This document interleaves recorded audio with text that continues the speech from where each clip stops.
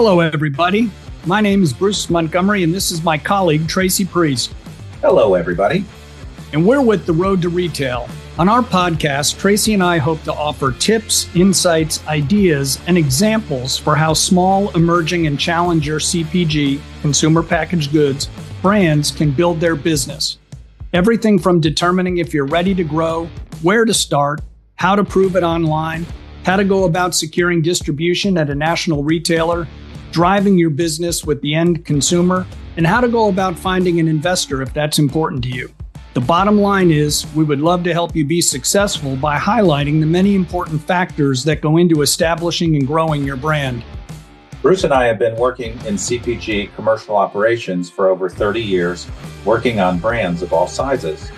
By commercial operations, we mean sales, marketing, trade marketing, new product development, broker and distributor management, new product development, brand M&A, and financing. As a part of our show, we bring our guests that are brand founders and leaders, agencies, Amazon specialists, sales agents, contract manufacturers, retailers, and investors to discuss their experiences and share their insights with the audience.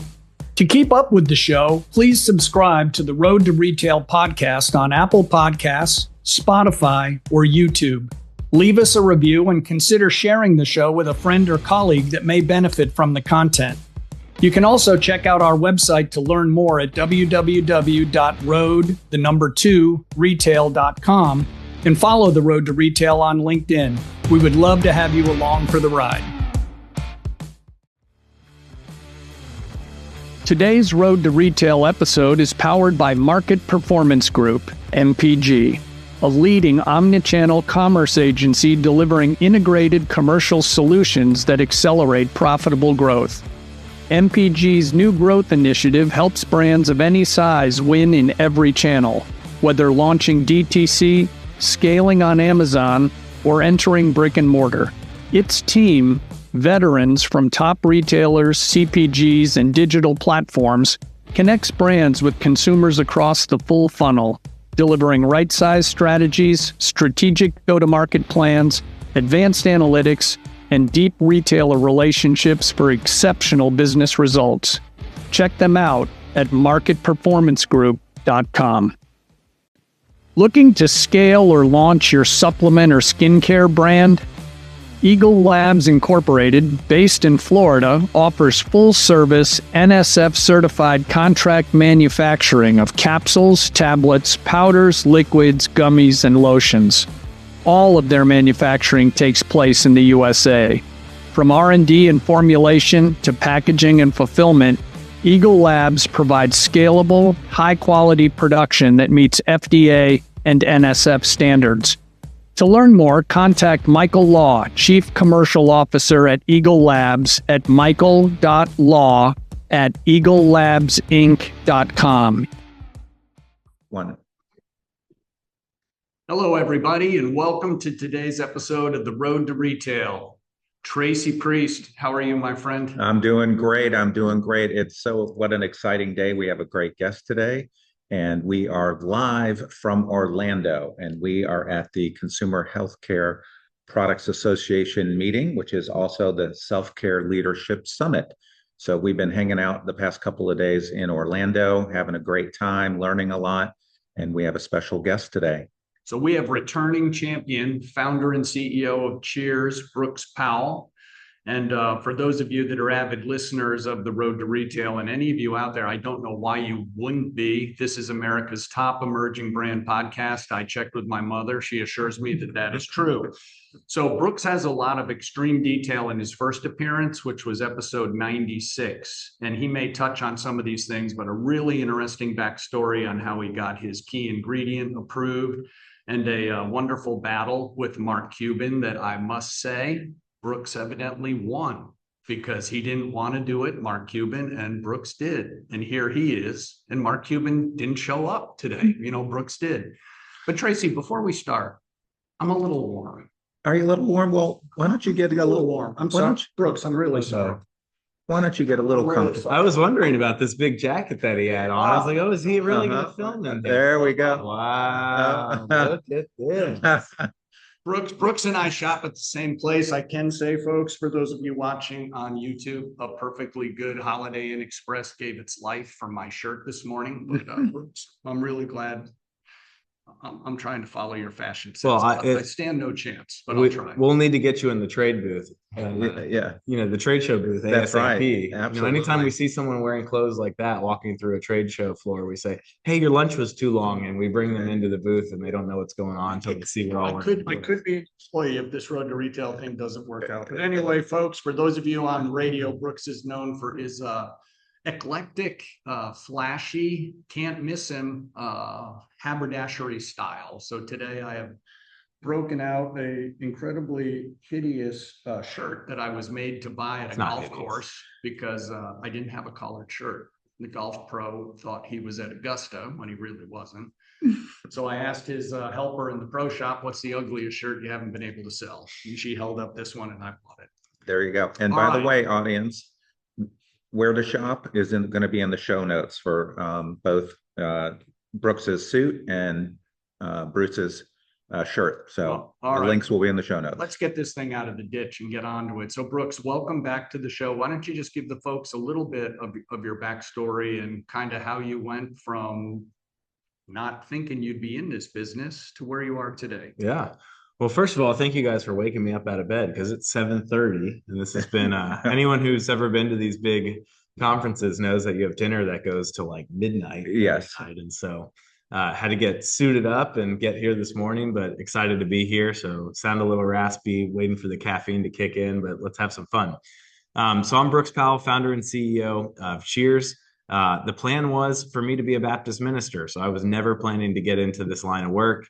I was a really good swimmer, middle-class family, grew up in the suburbs of Houston, but I was an okay academic. And so between the okay academics and the phenomenal swimming, that was able to get me into Princeton. I was a religion major at Princeton, so doing a lot of religion and philosophy classes. They want you to be a well-rounded individual, whatever that means. So they make you take classes outside of your major. So I picked a neuroscience course. And the midterm project of this neuroscience course was to write a 12-page paper on a drug of your choice. Hang on, you voluntarily took a class with neuroscience in the headline. It seemed interesting. Okay. Yeah. And so anyways, I'm on Google Scholar. This is 2013. And I'm typing in alcohol neuroscience. And up pops an article in the Journal of Neuroscience titled Dihydromycin as a Novel Anti-Intoxication Medication. And basically, they showed that this DHM ingredient would bind to the same brain receptor that alcohol binds to. And by doing so, had all of these interesting effects. So I write my paper on this. I turn it into my professor. He ends up calling me into his office, which you never know if that's going to be good. Right. Yeah. He says, I read your paper. Then I went and looked at the study. 9 times out of 10, drugs that work on this receptor in rats will translate incredibly well to humans. And then he said, you should turn this into a business, and I would love to be an advisor. And so fast forward about a month is about all it took for me to go from wanting to be a Baptist minister to starting this business. I'm still very religious, still very Christian, still have all of the same beliefs, just pursuing that in a different way. Vocation. Yeah. Spent the next few years building the business in between classes, figuring out how to get that ingredient into the United States, combined it with cysteine, was able to get a patent on the combination of DHM and cysteine, the 2 most important ingredients to support your liver and feel better the day after consuming alcohol. We then got very quickly into Facebook and Instagram advertising, selling through our website and Amazon. So 2017, that first year, did about $500,000 in revenue. The next year, we probably would have done 3 to 4 million in revenue, but we aired on the season finale of Shark Tank. And as discussed, it was quite an interesting episode between me and Mark Cuban. Mark Cuban does not like dietary supplements. I was trying to explain to him, like, hey, Mark, like, not all dietary supplements are bad. Right. Vitamin D, calcium, all of your athletes use creatine monohydrate. They'd be crazy not to. Melatonin, like, these are all great products. Don't throw the baby out with the bathwater. Yeah. But just he was so sort of ideologically opposed to the idea that he tried to ruin, the episode, and it made for great TV. That took us up to about 7 million in revenue. Then we kind of got stuck at this 8 to 10 million in revenue range for about 5 years. And then we tried really dumb things. We tried to make a ready to drink version of the product. We thought would be like the next Red Bull. And we tried this sort of like bar strategy. And so, we wasted a lot of time there and turned over a lot of stones that ended up not working. And the best thing that ever happened to us is we attended a trade show called National Association, NACDS TFC. That's National Association of Chain Drug Stores Total Store Expo, which is a mouthful, but if you say it enough times, it starts to roll off the tongue. Sure. We attend that trade show and we're presenting this item, and immediately all the vitamin buyers in the industry are incredibly interested in this product. And so the first national or retail account that we got into was Walgreens. And so it ended up launching, I think, it was basically, it was 2023 when it launched. And when it came out of the door, like when it came right out of the gate, the sales weren't very good. And so we thought we were getting channel diversification by getting into retail. Mm-hmm. And very quickly we realized, oh my gosh, we may have sales channel diversification, but we still don't have a working marketing program to really drive this brand forward.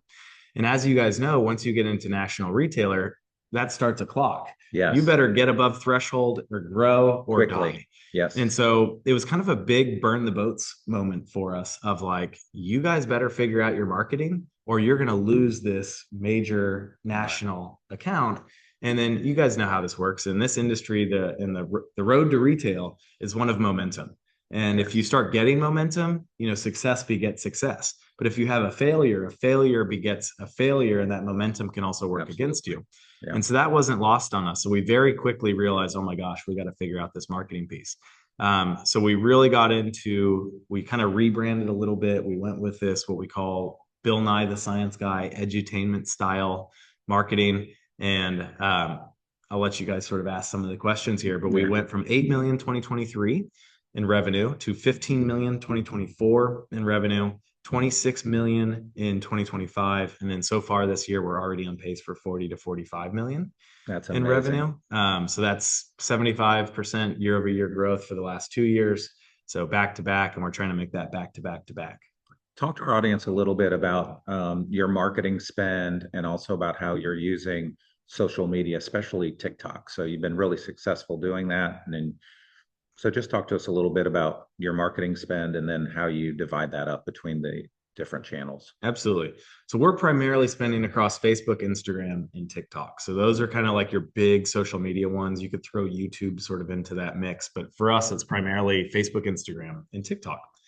We're primarily on initially Facebook and Instagram, and then we've added TikTok in, and then we've seen those two channels work really well with each other. And we have a strategy of getting those two channels to work with each other. But we are currently spending 1/3 of our revenue on marketing.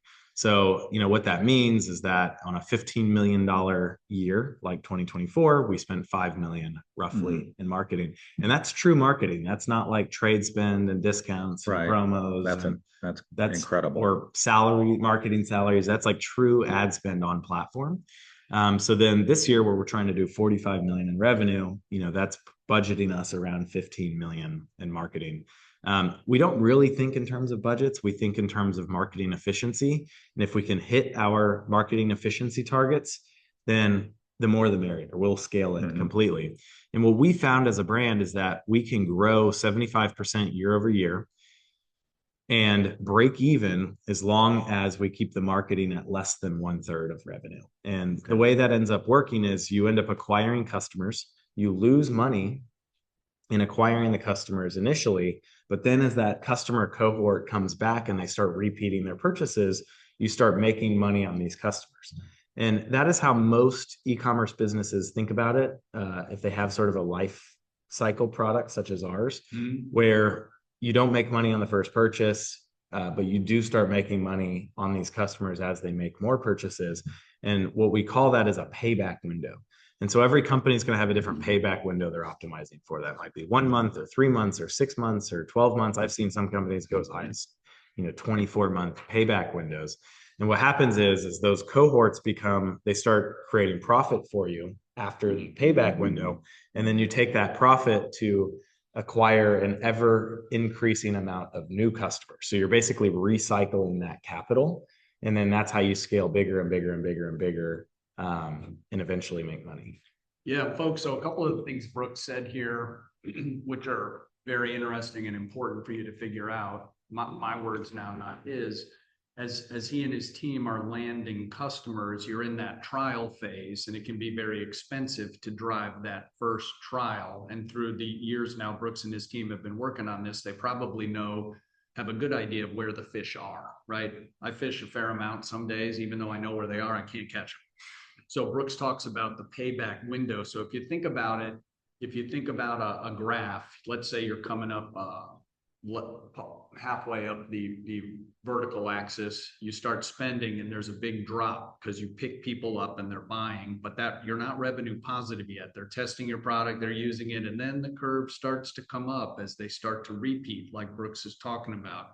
And that's when you get closer to whatever, I'm not going to challenge a Princeton guy on his math, but whatever that equation is for his break even. But Tracy and I have referred to it, and it comes in important as you expand in retail. You have the various valleys of death. Brooks is talking about the marketing valley of death. You spend and you hope you've been smart, but there's some hope in here. Luckily, yeah. Brooks studied ministry, so he knows some good prayers, and you can come back. But it's the same thing when you pick up retail.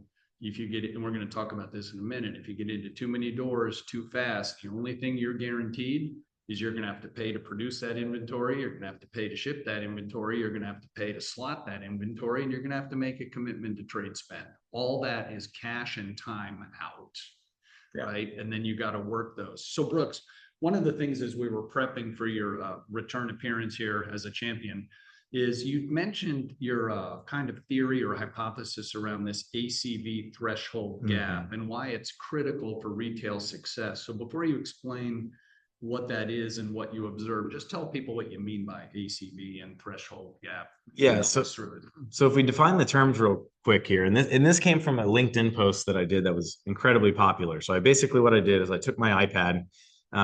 If you don't follow me on LinkedIn, what you'll find is that I'm always just scribbling artwork over pictures and graphs and everything. And one of the jokes is people are like, "Hey Brooks, could you be our company's graphic designer?" Because my graphics are just so terrible. Because it's not like I run it by the graphic designer on our team or something like that. Like this is just the CEO scribbling on screenshots on his phone.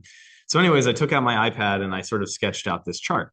And so I posted on LinkedIn, and it ended up getting 30,000 views and a bunch of comments and a bunch of shares. And it clearly resonated with a lot of people. And so the concept is the ACV threshold gap. So quick definition of terms, ACV stands for all commodity volume. And so the way that I try to explain this most simply is, let's say that there are just 2 stores in the entire United States, and each one of those stores sells $1 million a year. Well, if you were in one of those stores, then you would have 50% ACV. And if you were in both of those stores, you'd have 100% ACV, right? But now let's take a hypothetical situation where there's 2 stores in the United States, and one of them is a standard convenience store, and one of them is Costco. The standard convenience store sells about $1 million a year. Costco sells, $250 to $300 million a year. Well, if you're in the Costco, you're going to be in 99.7% ACV. And if you're in the convenience store, then you're going to be in 0.3% ACV. So what ACV does is it's trying to measure the amount of sales that your brand is actually exposed to, because obviously no 2 stores are the same, right? One Costco is worth, again, I was a liberal arts major at Princeton, not a math major, but one Costco is worth if a few hundred, maybe even a few thousand convenience stores, right? Like that's the sort of the way to think about this. So ACV is the percent of a market that your brand is exposed to, right? As opposed to measuring something like points of distribution, which would be the amount of items that you have multiplied by the number of stores that they're in, right? The second term would be threshold. And threshold is basically the amount of product expressed as either dollars or units that the retailer is going to need you to sell before they don't kick you out. Or before, if you're above threshold, they won't kick you out. If you're below threshold, they will eventually kick you out because you're dragging their category averages and their category goals down.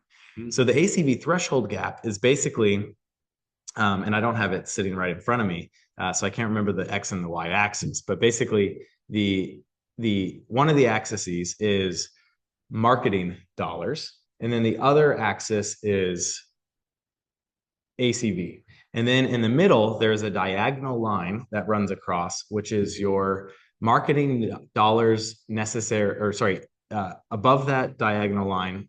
This is really hard to do without looking at my image. You're doing fantastic. So above this diagonal line, you're basically profitable on your marketing spend. Below this diagonal line, you're not profitable on your marketing spend. And then there's a horizontal line running down the middle, which is basically the marketing dollars necessary to be above this threshold.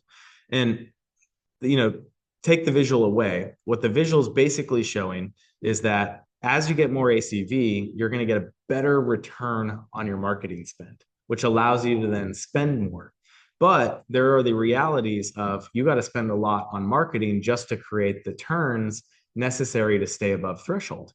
So very early on in your business, you get faced with a choice. Do you spend enough on marketing, even though it's going to make you unprofitable to not get kicked out of your retailers? Or do you not spend enough on marketing where you're risking getting kicked out of your retailers, but you stay profitable? So there's two ways you can die here, essentially. You can die by getting kicked out of retail, or you can die by going bankrupt. And those are the unfortunate choices of the ACV threshold gap. Yeah. Now, the solution to the ACV threshold gap is essentially, and this is sort of my opinion here, is that you need to get ACV so quickly. If you go the national route, you have to get ACV so quickly and scale your marketing so quickly simultaneously that you very quickly get profitable on all of your marketing spend. That was not my most coherent explanation of it. No, but those are sort of my 7:30 a.m. broad principles there. No, and that's very good. So folks, there's a couple things Brooks said in here, which we've been talking about on many episodes. So when he's talking about thresholds, it's basically how the paper is going to be graded, okay, in any retailer.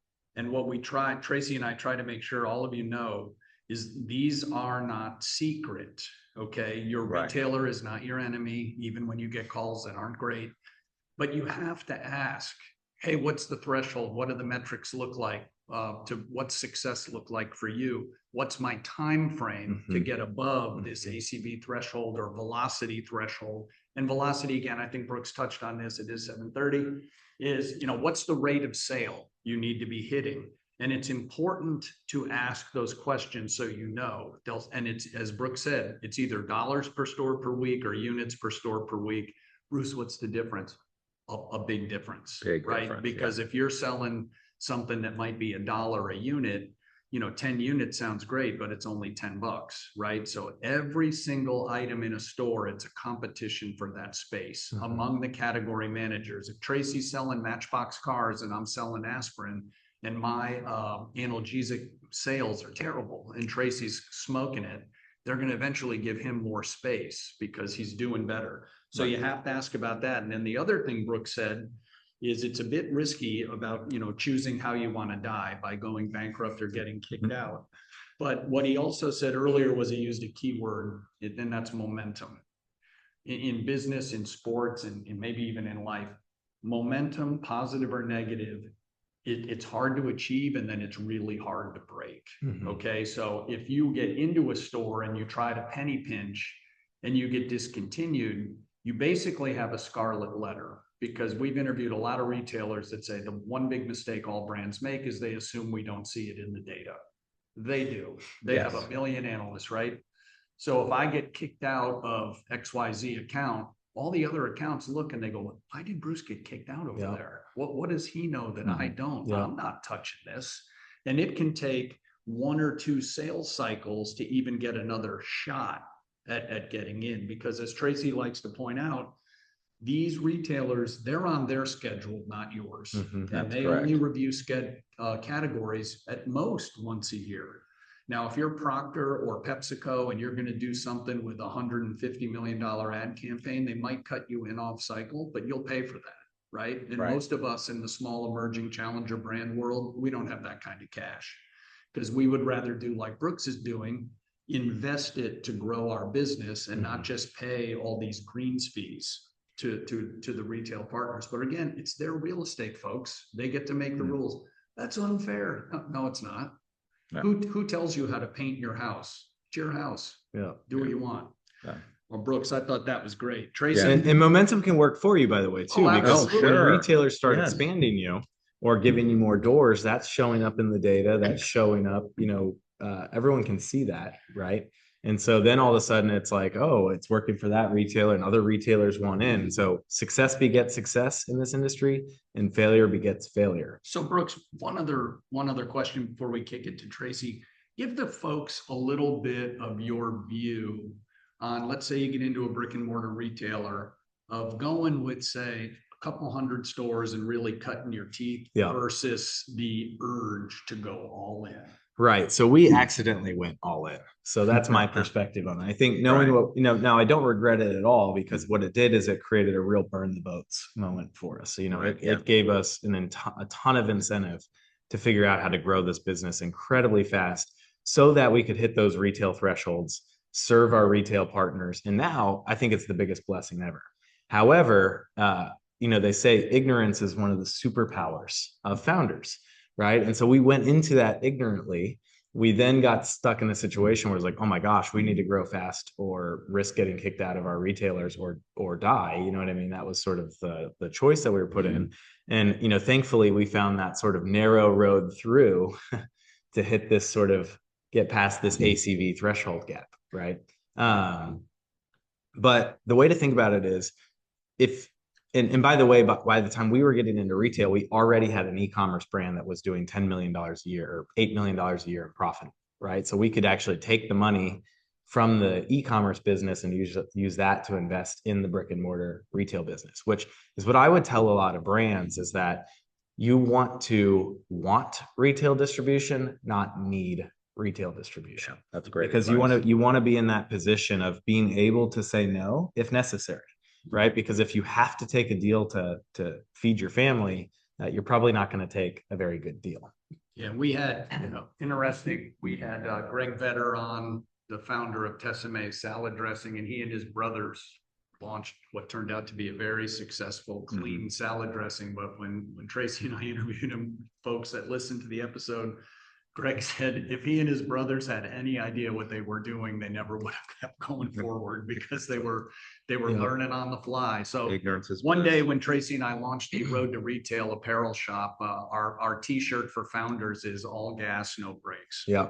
I was talking to another founder last night, and he said, the one thing that's wrong with my brain is that unlike most founders, I don't have that piece of my brain that's missing that says, don't do this. Yeah.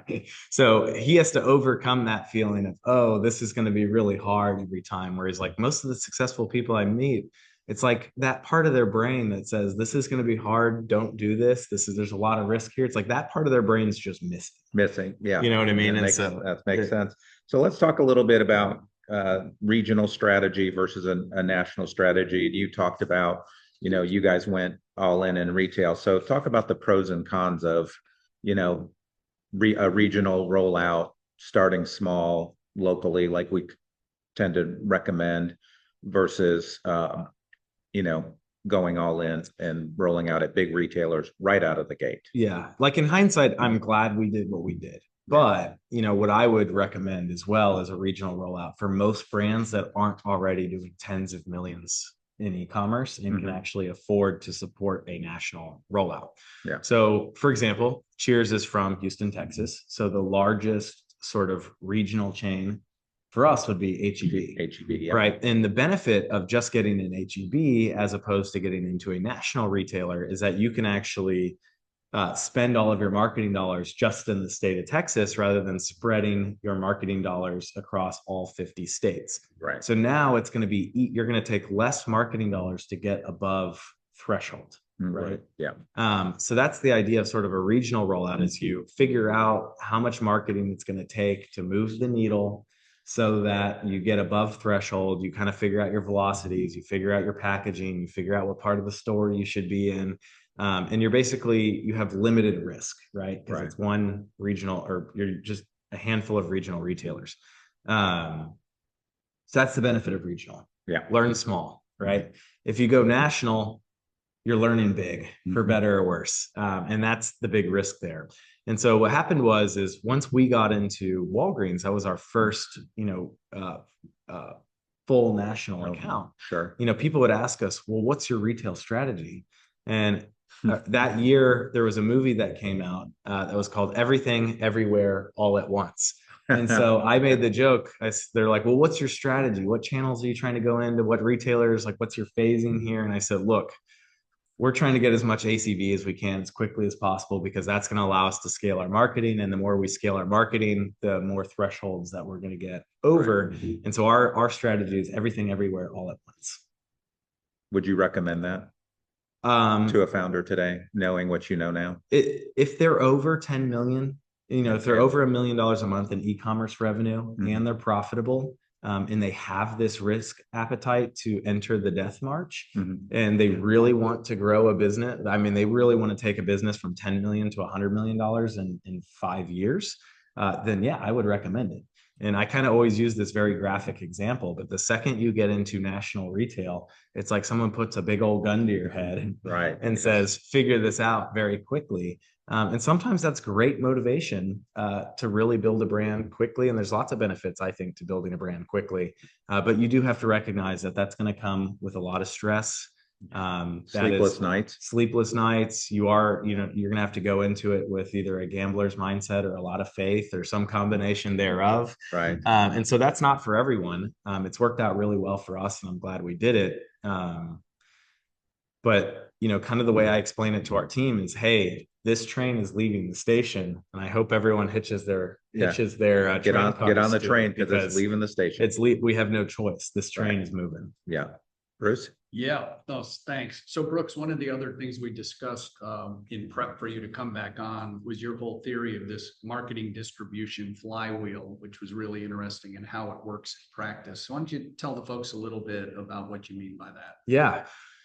So I don't have the book or my slides sort of in front of me, but so I read the book Purple Cow recently by Seth Godin, and that book was written in 2002.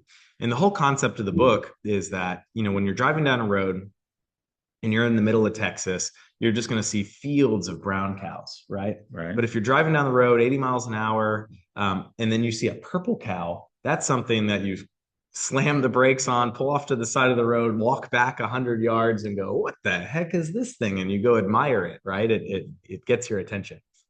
And so anyways, the idea of the book is that you need to build services, products, or brands that are so remarkable that it causes people to stop and go check it out and then buy it and use it.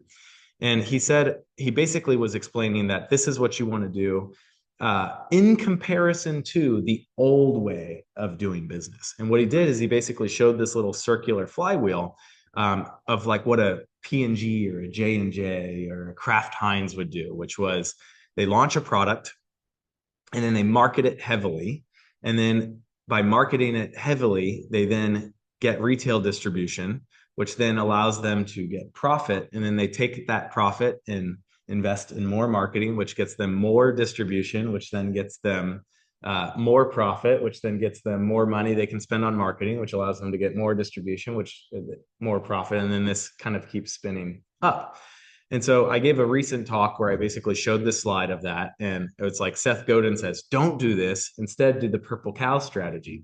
Well, I think now that we're in the year 2026, I actually think both are necessary. I think you have to be truly remarkable, right? Right. And you need to have this really good ACV sort of brand marketing flywheel and invest a lot in ads as well. So you can't just win free eyeballs anymore. You actually need to invest in the eyeballs. But you have to be remarkable as well. And so what I do is I put on the slide there, everyone knows the phrase, you can't teach an old dog new tricks. Well, I said, in this case, you need to teach new dogs old tricks. And so you have to combine both the purple cow with the old sort of P&G way of scaling it. So the way I think about it, real simple. We invest a ton in marketing, which then gets us more ACV, which gets us a better return on our marketing, which allows us to invest more in marketing, which then allows us to get more ACV. And then better ROI on marketing, which then allows us to market more. And so, what's really interesting is we start expanding our retail business, we're now getting into all of the competing retails, right? So for every, for every Walgreens, there's a CVS, for example. And in our experience, and just looking at all of our charts, getting into the competing retailers actually helps the original retailer because it allows us to spend more on marketing, which lifts the brand as a whole. So it's funny, they think about it as competition, but it's actually helping them because it's allowing us to spend more as a brand. It's interesting. Tracy and I, one of the first retailer interviews we did when we surveyed, we spoke to a gentleman who worked for a large retailer in Arkansas. And he said that with new brands, he didn't really want exclusives because he wanted exactly what you said. He said, I want these brands to have enough money to drive the awareness, to drive the trial, to drive the sales. He goes, because it does me no good to have an exclusive on something that fails. Yeah. So I thought that was really interesting. Yeah. Tracy? Very true. So talk to us a little bit about that balance between your long-term vision and profitability and growth. So you're obviously growing at a tremendous rate. So how do you balance all that? Yeah. So, part of our thing here at Cheers is really building in public. So like that's our whole sort of LinkedIn thing, right? Is I'm always sharing the behind the scenes. And so I recently shared one of the slides from a board meeting that we had, which who would share a board meeting slide, right? That's like pretty confidential information. Right. And so, yeah. And so the slide is how does Cheers eventually make money? And so what I did is I had 3 points. Point number 1, Cheers will never spend less in marketing than the year prior. So in terms of absolute dollars, Cheers's marketing will always be growing. Right. And so if that means if we spend 15 million this year, you better believe next year we're trying to spend at least 20 million or more, right? So in absolute dollars, Cheers's marketing will always be growing. That's going to drive growth for our business. That's going to drive growth for our retail partners. And of course, we have repeat customers and the brand could grow without us spending more in absolute dollars, but that's a good first principle that we have.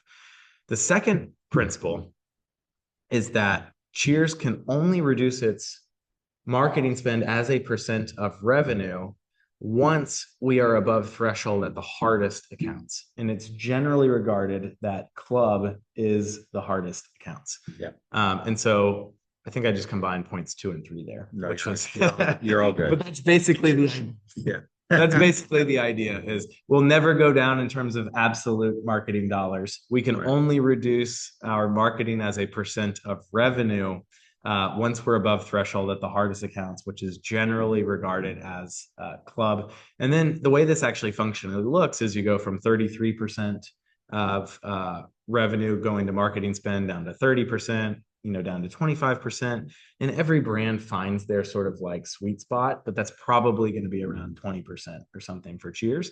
And that's how we go from a business that's growing 75% year over year and breaking even to a really strong, EBITDA cash flow business. But, when I talk to so many, founders all the time, and many times you'll have these sort of single digit million founders or early, 10 to 15 million in revenue. And they're like, oh, my EBITDA is only this or something. And I'm thinking like, it doesn't make sense for you to be trying to make EBITDA right now. You need to be all gas, no brakes. You shouldn't be losing money. You shouldn't be risking going out of business, but you shouldn't be like fixated on trying to make money yet. Because really, once you've entered this death march, you need to get all the way through club above threshold. And only then should you feel comfortable starting to reduce your marketing, but you should never reduce your marketing in terms of absolute dollars. You should only reduce it in terms of relative percent. So again, that's one thought, you know what I mean? Nothing I say is gospel, but that's kind of how we see it. It's obviously working for you. And audience, one thing I want to really emphasize here, Brooks is talking about you've got to reinvest and keep investing in your brand. Because and we talk about this on the show a lot, it's not about just getting on the shelf, and you knew that early on. It's about velocity and getting the product in the consumer's basket, and you do that through marketing. So reinvest. I think to build a very successful brand, you always have to think about how do we make a brand that lasts 100 years, Yeah. And, long term. that is, really building this sort of brand education where at some point, just everyone in the country just knows about cheer. It's like, we always say like the emergency of alcohol. Like it just owns an entire category. When you think, oh, immunity products, your brain immediately just goes to emergency. They have the huge end caps around cold and flu season in multiple parts of the store. They have their big orange colors. That's a 100-year brand. And I think you could pick any number of examples. I'm just using emergency here, but that I think is the way you need to sort of invest your money and the way you should work with your retail partners as well. So one other thing here, folks, at some point in your brand journey, you start talking in terms of real green money and not percentages. Because when you're real small and you say, I'm spending 50% of my free cash flow on A&P, some people freak out and lose their mind, but it might only be like $400,000. Now, I don't want to be flippant about $400,000. I would not be happy losing $400,000 today. No.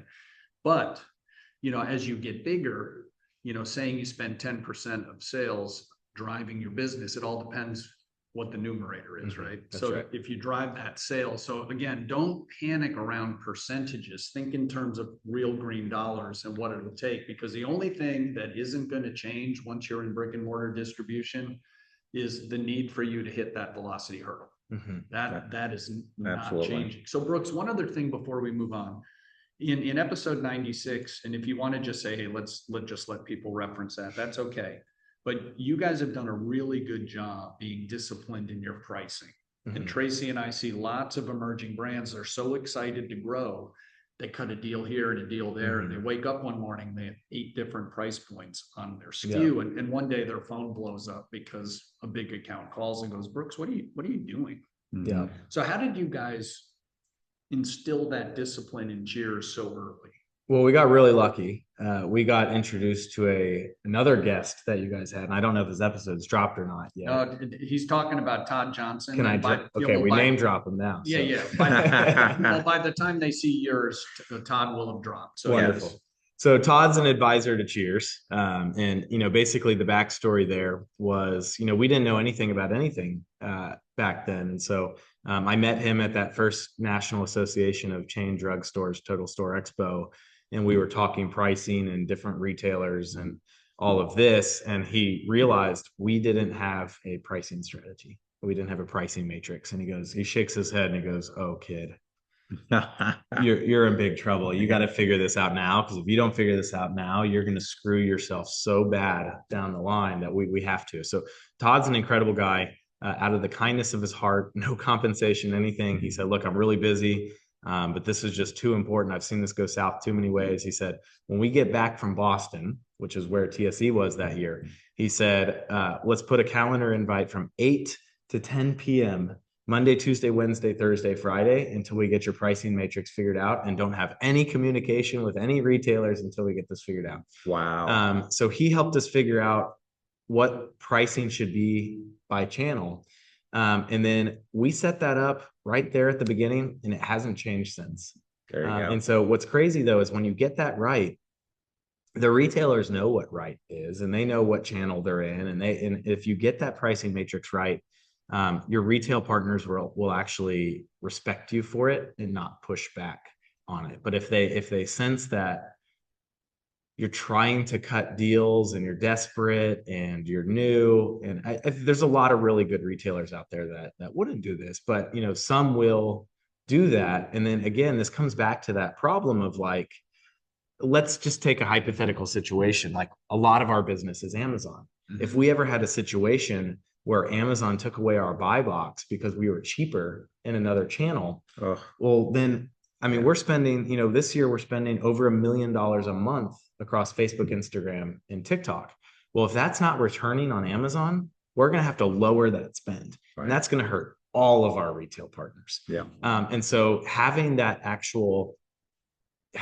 reason to be able to say, here's why the pricing needs to be, because if something in this system goes awry, we can't do our marketing and we can't serve you as a brand to the retailer. That discipline not only serves you, it serves the retailer as well. Yeah. So what's really interesting there is Brooks, with Todd's help, reestablished the word no in Brooks's vocabulary, because in almost anything in any business, but we're talking CPG here, is you have to know when to say no. Because we've all seen, you say yes over here at Brooks brought up HEB. You have HEB, you have Amazon, you have Walmart, and suddenly you have 3 different price points on a 50 count tablet mix. And it's like, oh boy. Yeah. No. And then AI is going to figure this out, like, right. Yeah. So it's like this problem has always been a problem. But now, like, if it took a few weeks to get caught or a few months to get caught or something like that, now it's going to get caught in hours and days. And absolutely. And so this, it behooves you. Is that a word? Behooves? Yeah, it is. It behooves you Horse country to make sure that you have a good, solid pricing strategy that works across all of your channels, or price pack architecture, or whatever term you want to use for it. Exactly. All right, Brooks. So a couple of other things that the folks always like to hear. So with the rapid growth of Cheers, I'm sure if you haven't, you've been approached or you're thinking about it, but how do you think about raising money and bringing outside voices to the Cheers table? And if you've done so, what were you looking for in those investors? Like just a check or access to someone who really knew Amazon or Walmart or production? Talk to us a little bit about how you've gone about bringing in some growth capital. Yeah. Well, this wasn't in the show notes. You're catching me on the fly. You're right here, man. Okay. No, maybe it was. I didn't do my help. Brooks is from Texas, folks. He just called an audible. Brooks is going to get over. We're going to hit him with a pass. So we raised money early in Cheers because I come from a middle-class family, and so I started the business with $20,000 that was given to me by my grandpa when he passed away. That was supposed to be given to me when I graduated college. But I started this business in college, and my parents let me know, like, hey, your grandpa left you this money. We'd like to give it to you so you could start this business. And that helped us get our first inventory run done. And then after that, it's about recycling the capital bigger and bigger and bigger and bigger over time. Then raised $200,000 from an angel investor that was in the Princeton community. That allowed me and Shelby, my wife, to go directly from college to building this business full time. And we were able to get to about 3 or 4 million in a run rate just with that 200K capital. And that was really tough. I mean, that was like asking favors from suppliers. We even had a situation where we were like, I forget what the rule is. You can't keep a customer's money like on a pre-order for longer than a certain amount of time or whatever. Yeah. I can't remember. It's like 45 days or 60 days or whatever. But we were taking pre-orders on the product, and customers were basically telling us, like, that's fine, just ship it when you can, and all of this. So we were getting the money from the customers. Then we were late paying the manufacturers with their blessing, of course. And that's how you take 200K in capital and go to a, $4 million a year business. But then when we aired on Shark Tank, I mean, that took us to a $7 million a year business overnight. And we just needed to raise venture capital. Like, it was like, we're either going to have to take a step back or we can raise equity and take a step forward here. So we raised $2.1 million of venture capital. We got great investors in. They're incredibly good from a strategy and governance perspective. Didn't know anything about brick and mortar retail, and that's okay. We went and found those sort of advisors and seats around the table that would help coach us on that strategy. But really good from sort of a strategy, governance, and standard business perspective. Definitely had a lot of value right there. I would say that raising money, and this is sort of me talking off the fly here, but it is as much of a personal and spiritual question as it is a business question. And what I mean by that is, if you raise something like venture capital, it's a lot like getting into brick and mortar retail, where there's an element of it that's grow or die, grow or bad things are going to happen.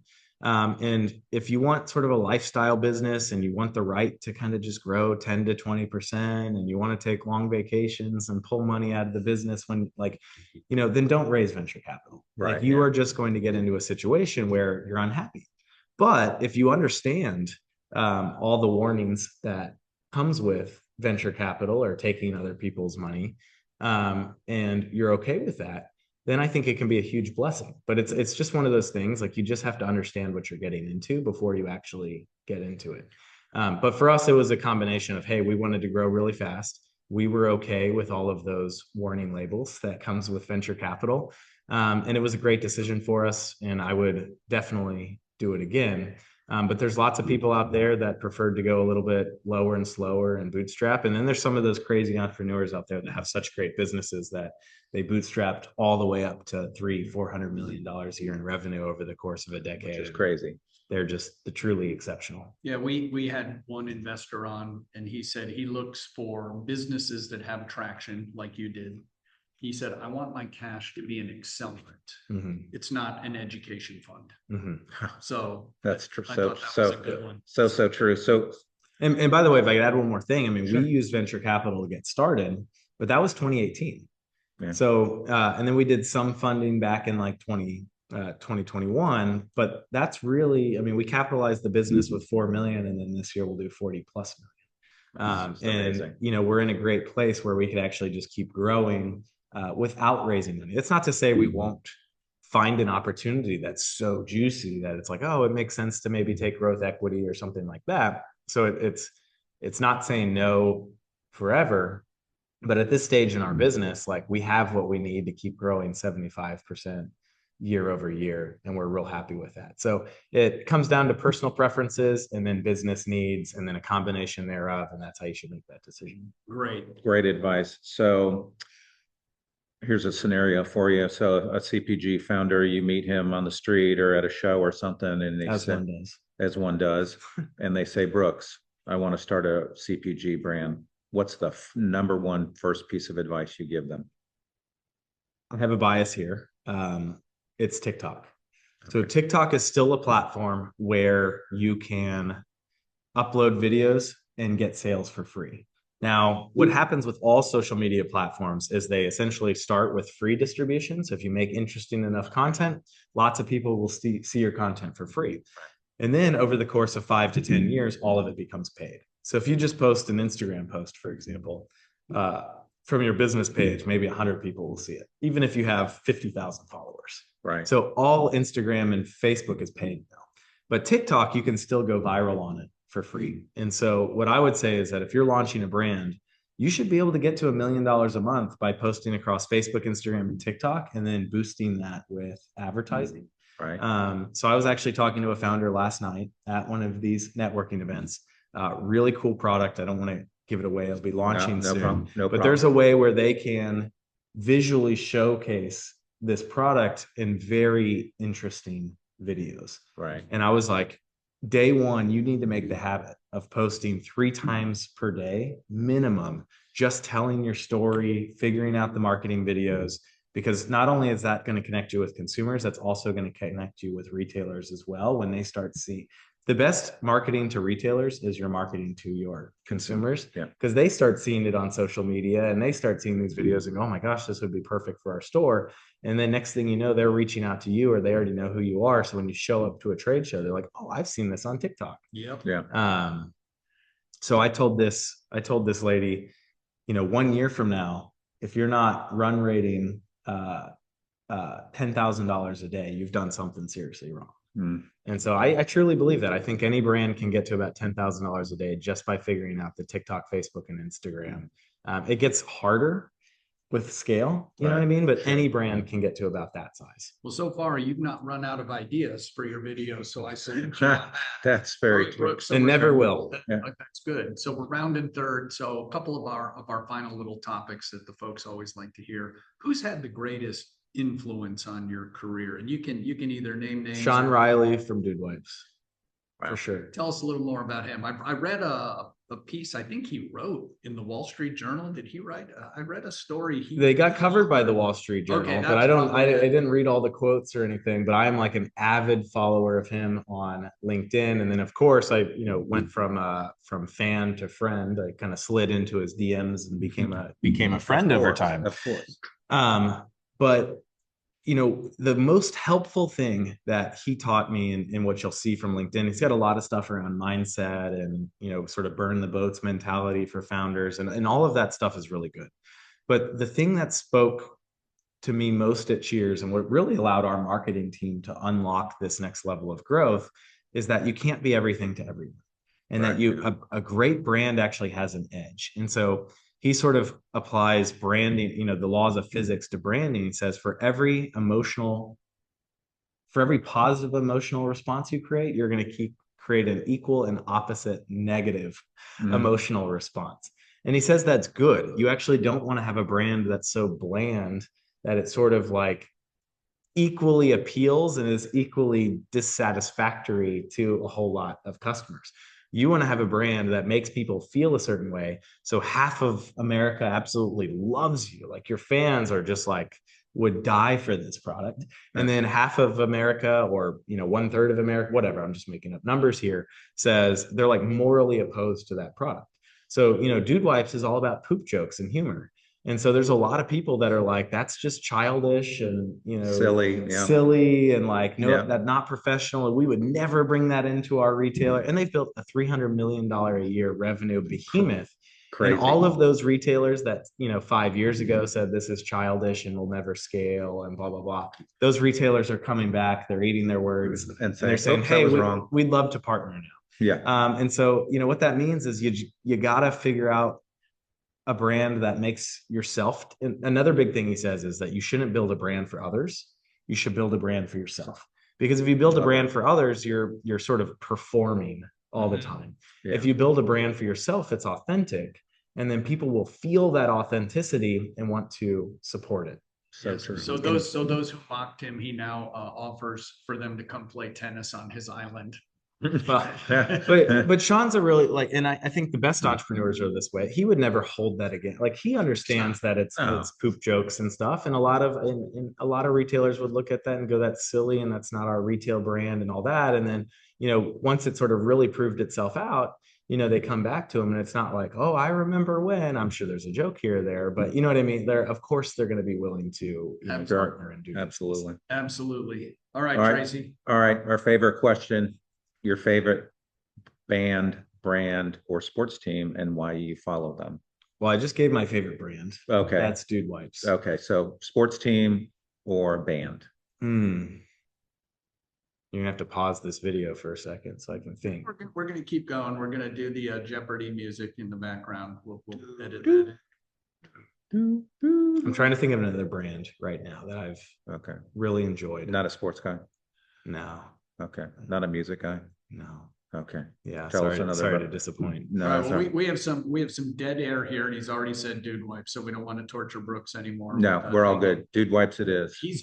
Brooks is all cheers all the time. So you can't say your own brand. That's exactly. That's kind of weird. All right. So Brooks, thank you so much for your time. Yes. Tell the folks a little bit, for those who aren't following you on LinkedIn, how can people either get in touch with you or learn more about Cheers? I'd say social media or LinkedIn. So we're biggest on Facebook, Instagram, TikTok, and LinkedIn. So what we do, just so everyone knows from sort of a social media strategy, is we upload all of our videos to TikTok. We currently produce 75 unique pieces of creative per week. We have lots of video editors, multiple content, in-house content creators and managers, a content director. I mean, we produce a ton of unique creative, and that's not iterations. Like iterations would be 75.1. Like those would be, so it's actually more than that if you count the iterations. We upload everything to TikTok, and then generally the things that work on TikTok, we'll then upload them to Facebook and Instagram and run them as ads as well. And then my LinkedIn. So basically my personal LinkedIn has kind of become the company's LinkedIn. Right. And we basically give the behind the scenes of building a brand. Which is great. I love it. We share a lot of the videos that are working on social media. We'll talk a lot about the trade shows we're attending and our strategy. We'll blur out retail graphs. So we're not showing any proprietary data, but I'll give insights into our retail data and how our marketing is affecting our retail. Silly enough, like I once posted a workout video and it got like 50,000 views, and retail merchants have come to me and they said, I'd love to give you distribution, but you're gonna have to post more workout videos. Oh my God. They're like holding me accountable to funny. it now and everything. And so also do family. And so, we're just putting our life out there. You're being authentic. I love that. Awesome. All right, Tracy, the big finish. The big finish. Brooks, thank you so much for joining us today. Thank you for coming early. Audience, thank you for joining us. Please continue to follow us on Spotify, Apple Podcast, our LinkedIn page, YouTube, anywhere where you can download your podcast. Brooks, you've been awesome, and we thank you so much. And also, we have our website, www.roadtoretail.com. You can find all of our episodes there as well. And Brooks, sorry, Tracy. And Brooks his first appearance was episode 96. Correct. If you really want to hear the blow by blow with Brooks and Mark Cuban and learn a little bit more about how he got his ingredient approved, it's quite a story. And that one I was fully awake for. This one I'm kind of mumbling through. I remember that one was one had a lot of energy. You did All right, great, folks. Thank you so much. Good luck out there, Brooks. Thank you again. Thanks guys. Take care.